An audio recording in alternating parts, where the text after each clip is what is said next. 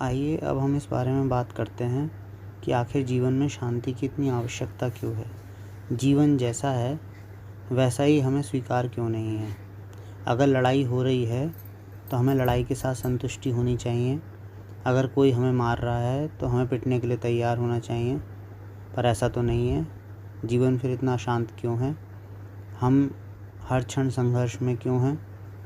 और ये सब चीज़ें जो विपरीत द्वंद्वों के ऊपर आधारित हैं, अर्थात बुरा है अच्छा भी मौजूद है, सच है झूठ भी मौजूद है, पाप है पुण्य भी मौजूद है, प्रीति मौजूद है तो बैर भी मौजूद है, घृणा भी मौजूद है, प्रेम भी मौजूद है। ये जो द्वैत है ये अशांति का मूल कारण है, और इस द्वैत की वजह से ही जीवन में शांति की आवश्यकता है। इसका क्या मतलब आप निकाल सकते हैं। इसका मतलब ये है कि जब तक जीवन में द्वैत मौजूद है, जब तक जीवन दो में विभाजित है, तब तक आपको एक की तरफ जाना ही पड़ेगा। और चूँकि मैं पिछली वीडियो में आपको ये अच्छी तरह से समझा चुका हूँ कि शांति का और कोई अर्थ नहीं होता।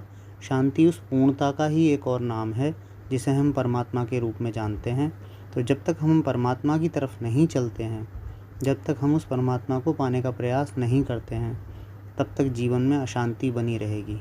और जब तक जीवन में अशांति बनी रहेगी, इसको एक और तरीके से समझा जा सकता है।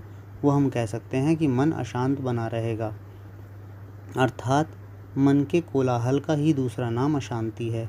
तो जब मन शांत हो जाएगा तो मन का कोलाहल मिट जाएगा, और तब जीवन में से शांति की आवश्यकता भी मिट जाएगी। मतलब तब जीवन में शांति की ज़रूरत ही नहीं होगी। क्यों? क्योंकि आप ऑलरेडी शांत हो चुके होंगे।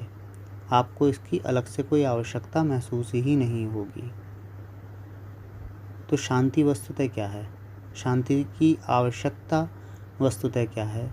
शांति की आवश्यकता है जीवन के इन सारे द्वंद्वों के पार चले जाना। जिस क्षण किसी व्यक्ति के जीवन में द्वंद्व नहीं होता है, जिस क्षण किसी व्यक्ति के जीवन में कोलाहल नहीं होता है, जिस क्षण किसी व्यक्ति के जीवन में विचारों की जो युद्धक स्थिति है, जो आप प्रतिक्षण अपने जीवन में महसूस करते हैं, वो समाप्त हो जाती है, आपका जीवन शांत हो जाता है।